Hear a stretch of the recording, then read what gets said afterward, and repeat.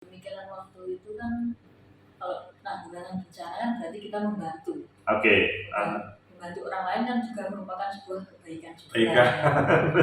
Jadi kalau saya memutuskan di BPBD itu selain juga saya mengimplementasikan ilmu yang saya dapat waktu kuliah, terus di BPBD juga ada kegiatan positifnya yaitu membantu sesama karena penanggulangan bencana. Ini wisuda online atau offline. Tapi teman-teman kan offline juga soalnya ada yang orang tuanya belum pernah ke Indonesia juga. Termasuk bapak ibunya Mbak Jessica ya? Bapak belum. Proses CPNS ini adalah merupakan pendaftaran yang kedua ya? Iya. Karena dulu itu pernah konsultasi tentang rekrutmen perangkat desa dan kebetulan tidak diterima ya? Rezekinya mungkin di sini. Rezeki yang lebih tinggi lagi ya.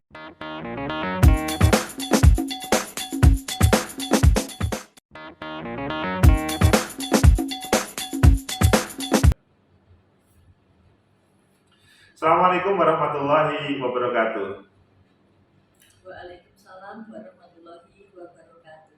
Selamat pagi, salam sejahtera untuk kita semua. Pecinta masa depan negeri, hari ini kita kehadiran tamu yang luar biasa karena seorang mahasiswa atau sudah lulus tetapi belum wisuda, yang menarik sudah diterima menjadi CPNS.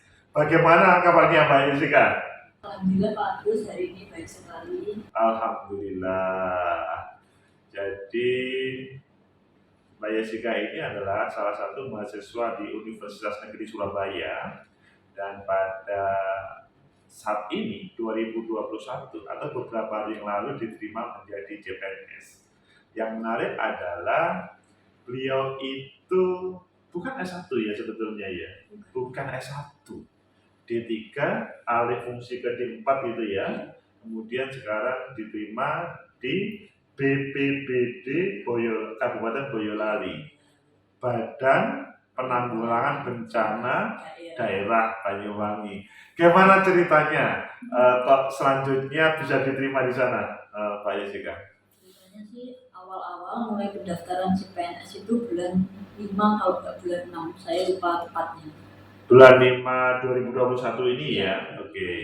Terus persyaratannya ya seperti biasa kayak scan ijazah, scan KTP, scan surat pernyataan yang dikirim dari Panselmas itu, kemudian ya diupload. Tapi terkadang banyak dari orang-orang yang ingin mendaftar CPNS itu lupa upload, seperti seharusnya file ijazah tapi yang diupload file dari KTP seperti itu. Sebelum yang salah-salah trouble itu, dahulu ceritanya bagaimana kok mendapatkan kesempatan di BPBD, bukan mendaftarkan yang lain? Kan ada banyak di 2021 itu kan banyak rekrutmen CPNS ya. Nah, pada waktu itu kok malah tertarik di BPBD, ceritanya bagaimana? Ceritanya kan saya kan juga dari Ponorogo juga. Itu kan ketika kita mau mendaftar, kita bisa melihat seluruh Indonesia itu buka formasi di jurusan kita itu di kota mana saja kita bisa melihat. Dari situ saya putuskan saya mau daftar ke Boyolali juga, soalnya dari segi pesaingnya, terus dari segi jaraknya dari rumah itu tidak terlalu jauh juga. Ponorogo, Boyolali, kan terlalu jauh ya? Terus pesaingnya juga tidak terlalu banyak. Terus? Itu salah satu strategi juga sih. Terus untuk itu saya mendaftar ya seperti biasa, daftar administrasi, kemudian lolos, kemudian menunggu waktu untuk tes yang pertama, karena di CPNS itu ada 2 tes. Terkadang kan ada beberapa kementerian atau instansi yang persyaratannya itu ada beberapa tes. Itu untuk pemkap setahu saya itu kurang lebih hanya 2 tes. Sebelum dilanjutkan 2 tes itu tadi, Mbak Jessica, kan banyak ini penerimaan CPNS. Mengapa yang diambil adalah BPBD, bukan yang lainnya? Ini kan pemirsa kan pengen tahu, kenapa sih Mbak Jessica kok BPBD itu kan hubungannya dengan bencana ya? Kan biasanya kan seperti Mbak Jessica kan tubuhnya kalau dengan saya kan tubuh besar saya ya. Apakah seperti itu sudah menjadi pilihan pada waktu itu, pemikiran pada waktu itu? Pemikiran waktu itu kan kalau penanggulangan bencana kan berarti kita membantu. Oke. Membantu orang lain kan juga merupakan sebuah kebaikan juga. Iya. Jadi kalau saya memutuskan di BPBD itu selain juga saya mengimplementasikan ilmu yang saya dapat waktu kuliah, terus di BPBD juga ada kegiatan positifnya yaitu membantu sesama karena penanggulangan bencana. Ya, kalau Mbak Jessica melihat berbagai formasi waktu itu selain BPBD, sesuai dengan jurusannya atau prodinya Mbak Jessica, apa saja sebetulnya waktu itu? Sebetulnya itu ada dari Kemendikbud itu. Kemendikbud. Ya, Kemendikbud ada, Kominfo ada, KLHK, banyak juga KLHK, terus dari Pemprov Jawa Timur juga ada. Pemprov Jawa Timur banyak ya. Banyak. Jadi Kemendikbud pun mungkin tidak hanya satu formasi ya mungkin waktu itu. Ya, tidak hanya satu formasi. Ini bisa diceritakan kepada pemirsa ini. Apa saja formasi waktu itu kan tadi kan banyak lembaganya, tapi formasinya apa saja waktu itu? Kalau dari formasi yang dari jurusan saya itu biasanya pengelola barang milik negara, terus analis kepegawaian, seperti itu. Ya, saya lupa macamnya tapi istilahnya itu banyak sekali di jabatan fungsional. Dan itu sebetulnya hanya fokus jurusannya Mbak Jessica atau juga beberapa jurusan misalkan administrasi negara, sosiologi, kemudian yang lainnya bisa masuk sebetulnya? Sebetulnya bisa masuk kan terkadang dalam formasi CASN itu ada seperti garis kurung maksudnya atau formasi ini bisa dipilih oleh jurusan apa saja. Misalnya dari jurusan saya kan administrasi negara, bisa didaftarkan oleh sosiologi, bisa didaftarkan oleh teknik elektro, misalnya seperti itu. Jadi kita itu melihat jurusan kita itu disandingkan dengan prodi apa. Jadi pada waktu itu ya pemirsa, ini Mbak Jessica ini pada waktu S1 ngambil D3 Administrasi Negara ya. Selanjutnya dilanjutkan ke DB4 Administrasi Negara. Tetapi kalau melihat formasi BPBD belum yang lainnya, waktu itu adalah AM bisa, sosiologi bisa, teknik elektro bisa, dan beberapa lagi ya. Jadi kalian sebetulnya sama lah seperti Mbak Jessica yang mempunyai peluang di mana-mana, apalagi tadi formasi yang lainnya banyak ya. Nah sekarang selanjutnya adalah yang menjadi incaran Mbak Jessica. Tadi kan dikatakan Boyolali, BPBD karena juga tidak jauh. Mungkin ada alasan yang lain yang Mbak Jessica bisa menjelaskan kepada pemirsa ini. Alasan lainnya ya, pesaingnya juga relatif. Enggak relatif juga sih. Soalnya di dalam penerimaan CPNS itu tidak dilihatkan pesaingnya. Misal kita daftar ini, nggak tahu informasinya berapa yang mendaftar. Jadi kita nggak bisa mau daftar kabupaten ini yang sedikit, nggak bisa. Jadi kayak di awang-awang gitu aja. Di awang-awang. Pada waktu itu kalau ngomong BPBD, di mana saja? Boyolali, terus mana saja? Kalau seingatnya? Di Bojonegoro. Terus di beberapa tempat lagi? Iya, tahunya di Bojonegoro. Terus ngambil yang Boyolali. Iya. Nah, sekarang adalah apakah yang Mbak Jessica tahu berapa pesaingnya yang daftar pada waktu itu?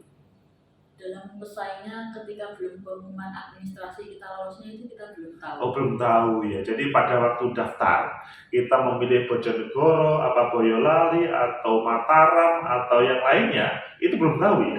Belum tahu. Ketahuannya pas kita sudah dari instansi tersebut mengumumkan seleksi administrasinya.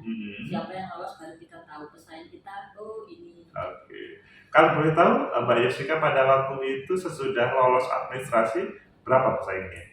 Pesaingnya itu 3 3. Oh 3. Oh lumayan kalau begitu 3. Diambil itu malah 5. Oh. Kelebihan.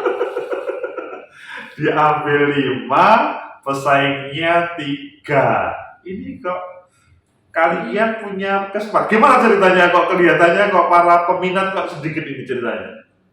Nggak tahu juga sih Pak, soalnya jurusannya itu ya itu kok nggak didaftarin kan juga nggak tahu. Ya, tergantung orangnya juga memilih yang mana gitu. Kan terkadang itu ada yang milih kementerian, soalnya kan kalau kementerian ya royaltinya lebih besar.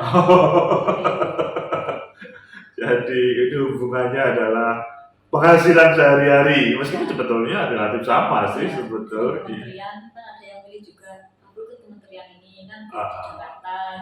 Oke. Mbak Jessica, berbicara yang daftar 3, kemudian yang diterima 5, itu apakah semua yang daftar diumumkan administrasi tersebut langsung lulus? Tidak. Oh tidak. Ini hati-hati ya, meskipun yang dibutuhkan 5, yang daftar hanya 3 lulus administrasi, tidak lulus semua. Gimana? Dijelaskan ini kepada pemirsa ini. Kan dalam seleksi pertama istilahnya itu seleksi kompetensi dasar. Kompetensi dasar. Seperti ada TU, TWK, TKP. TU, TWK, TKP. Oke. Dalam 3 hal tersebut itu ada batas nilai atau passing grade-nya masing-masing. Oke. Dikatakanlah di TKP minimal 166. Misalnya nilainya itu 500, tapi TKP-nya 150 sudah nggak lolos. Oke. Jadi meskipun nilai kita 400 tapi kalau semua nggak bisa lolos. Tergantung juga yang kan diambil 5 dari 3 itu dikalikan dari 5 dikalikan oleh 3 kali formasi. Oke. Misalnya itu kan yang daftar 5. Nanti yang bisa lanjut ke tes tahap kedua itu 15, kan 5 kali 3. Tapi kenyataannya kan yang daftar hanya 3. Terus yang lolos itu hanya 2. Oh, 3 yang lolos 2. Terus berlanjut? Ya lulus berlanjut di tahap SKB. Yang pertama itu nggak lulus karena di TWK-nya atau wawasan kebangsaan. Oh, wawasan kebangsaan. Kelihatannya mudah, sederhana. Kalian khususnya mahasiswa yang waktu kuliah PKN ya, itu kelihatannya sederhana. Nggak tahu ya ada yang tidak lolos. Kalau perasaan Mbak Jessica pada waktu itu mengerjakan TWK itu sulit atau mudah kok sampai ada yang tidak lolos itu? Jawabannya itu kayak ada yang sama gitu. Oke, kejelian dari peserta ya itu perlu. Jadi kayak sejarahnya Indonesia itu dimulai dari Majapahit, dari zaman kerajaan dan VOC sampai setelah kemerdekaan itu juga harus tahu. Soalnya yang ditanyakan itu kan nggak tahu juga kita, jadi harus mempelajari semua. Dipelajari semua mata kuliah, tidak hanya pada waktu kuliah ya, kelihatannya pada waktu SMA pun sudah dipelajari sebetulnya ya. Nah, oke, selanjutnya 2 diumumkan dan selanjutnya itu langsung diterima atau ada proses selanjutnya? Masih ada tes lagi. Tes laginya tes apa itu? Tes kompetensi bidang. Tes kompetensi bidang, kemana? Kalau pemirsa ingin tahu. Di tes kompetensi bidang itu tidak bersifat menggugurkan. Jadi nggak ada minimal nilainya. Oke. Jadi kita kayak besar-besaran nilai. Dan yang perlu teman-teman tahu di tes kompetensi dasar dan kompetensi bidang itu akumulasi nilainya lebih besar 60% dari tes kompetensi dasar, karena tes kompetensi dasar itu 40%, sedangkan tes kompetensi bidangnya itu 60%. Nanti digabung, nah itu hasil akhirnya. Intinya sesudah melalui tahapan itu 2 orang itu lulus. Ya. Alhamdulillah.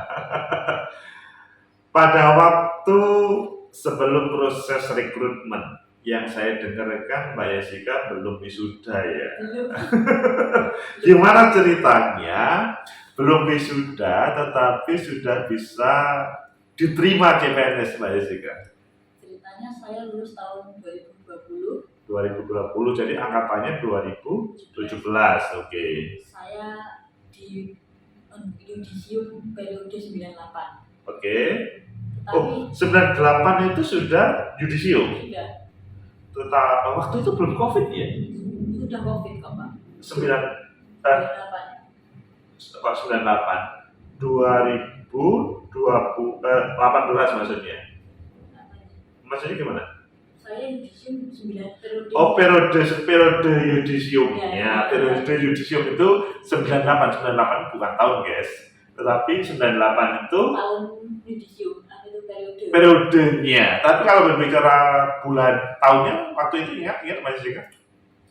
2020 akhir. Oh, 2020 akhir ya. 2020 akhir kita paham sudah suasana pandemi COVID ya.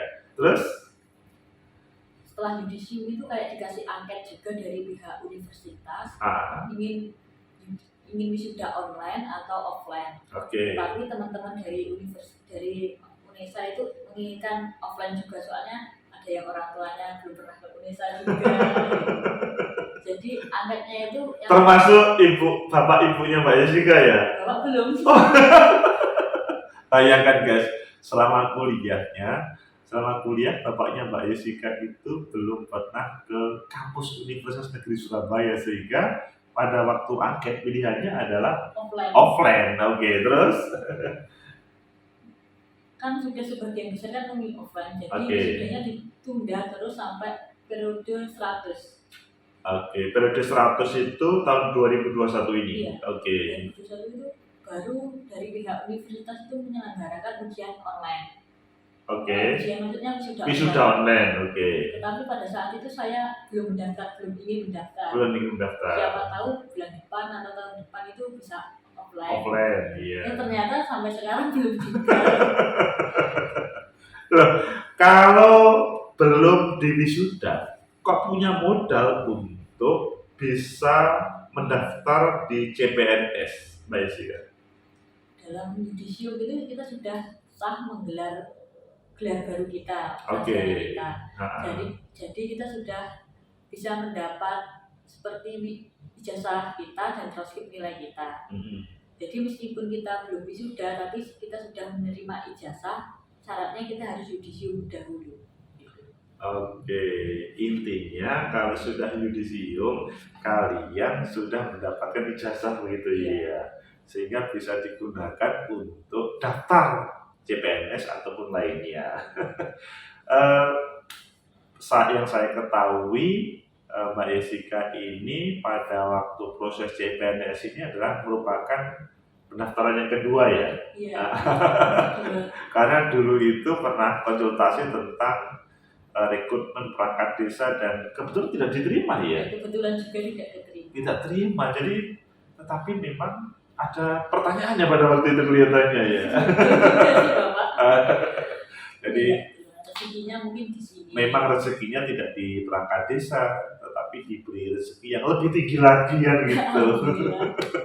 Ya memang rekrutmen perangkat desa macam-macam ya, ada yang langsung online, ada yang offline yang merupakan pilihan ganda, dan itu mungkin kadang-kadang kalian mungkin bertanya kok bisa ya, tapi itulah dinamika yang ada. Mbak Jessica, pada waktu proses sesudah yudisium sampai hari ini, sampai ikut CPNS, yang saya dengar Mbak Jessica juga bekerja ya? Iya, bekerja. Oke, gimana bisa diceritakan supaya ini teman-teman ini bagi yang sudah menyelesaikan studinya tapi tinggal skripsi, atau sudah yudisium tetapi belum diwisuda, atau lainnya juga bisa bekerja. Bekerja bagaimana Mbak Jessica pada waktu sudah selesai yudisium, cuman ada pendaftaran perangkat. Oke. Sudah, saya daftar, kemudian nggak lolos, sudah dilupakan aja. Ya, saya mendengar kabar ada rekrutmen di Surabaya gitu. Kemudian saya memasukkan lamaran, seleksi, sudah diterima kerja. Saya diterima kerja itu bulan 5 ke 6 2021. Iya. Oke. Jadi taruhlah sekarang itu sudah sekitar 7 bulan. Iya. Oke. Jadi meskipun belum diterima, bukan belum diterima, sambil proses CPNS juga bekerja menghasilkan uang. Di di sebuah lembaga di Surabaya ya. Iya. Oke, menarik. Kalian jadi tidak boleh menunggu seperti sampai sempurna begitu. Iya. Mbak Jessica, yang saya tahu Mbak Jessica itu adalah anak desa. Iya. Jadi SD, SMP, SMA itu di Pulung, bukan Ponorogo. Pulung. Pulung itu memang Ponorogo, tapi bukan kota Ponorogo. Dari Ponorogo itu berapa? 15 kilo atau 20. Oh, 20 kilo, guys. 20 kilo. 20 dari kota Ponorogo. Jadi wong desa ya. Bisa juga. Nah, sekarang adalah mengapa Mbak Jessica mempunyai motivasi tinggi untuk kuliah di Surabaya sampai untuk berproses CPNS dan diterima di BPBD ini, Mbak Jessica. Prosesnya mulai dari pemilihan kuliah dulu ya. Nah, pemilihan kuliah waktu itu. Pemilihan kuliah kan di Ponorogo juga ada universitasnya. Ya. Tapi saya kok mikirnya, saya itu dari kelas 3 SMA, saya itu pengennya masuk sosiologi. Oke, sosiologi kamu saya. Tapi soalnya di SMA itu nggak diajari kayak AM, kayak di PPKN-nya itu. Oke. Masih dikecil gitu. Ternyata saya daftar di sini kok nggak diterima juga di sini sosiologi ini. Oh. Di SBM diterima. Terus saya di orang tua kan kuliah di Ponorogo aja. Di Ponorogo jurusan yang saya inginkan itu kayak nggak ada di sosiologi. Oke. Adanya kayak hukum, itu PPKN. Sudah saya memantapkan niat untuk kuliah di Surabaya di jurusan administrasi negara. Bayangkan, kalian bagi yang tidak diterima di jurusan kalian, ini kan Mbak Jessica kan pengennya sosiologi, tetapi mempunyai semangat bagaimana menundukkan apa yang menjadi cita-citanya, akhirnya tetap kuliah di Surabaya di Indonesia di administrasi negara. Tidak harus masuk di sosiologi yang menjadi cita-citanya karena tidak diterima, tetapi selanjutnya bisa meraih masa depannya. Apa yang bisa menjadi motivasi begitu? Apakah ketika tidak diterima di sosiologi itu tidak langsung drop down, langsung udah ya udah saya langsung ke dunia kerja deh? Gimana ceritanya waktu itu, Pak Jessica? Ceritanya ya, yang penting kuliah dulu, saya nggak mau gap year. Oke. Tapi saya kuliah yang sesuai minat saya, karena kalau saya nggak sesuai minat saya, nanti saya kuliah itu ya tak enak, nggak ada semangatnya. IPK-nya juga nanti nggak tinggi gitu. Terus saya kan juga baca postingan di Instagram.